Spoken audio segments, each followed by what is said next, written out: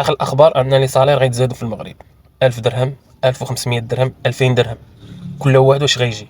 مزيانه بحال سيدي في كومونطير كيدوي لينا على الاجور، ولكن المشكل ماشي ندويو على الاجور، خصنا ندويو على المشكل الجذري اللي لان لا زادتك 1000 درهم 2000 درهم ومشيتي للعيد تاخذ حولي ب 6000 درهم ودخل تقري ولدك بزبابه الفلوس وتمشي تاخذ السرديل ب 30 درهم 20 درهم على حساب المدينه حتى وصلت ل 40 درهم وهلم جره.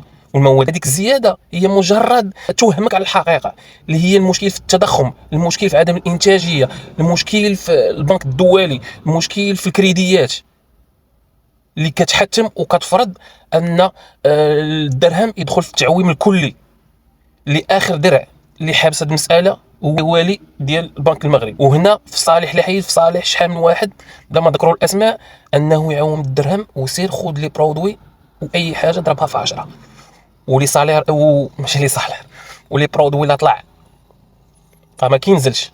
بار اكزومبل المحروقات كيطلعوا بدرهم 2 دراهم وكيهبطوا ب2 ريال، والفاهم يفهم. ان شاء الله.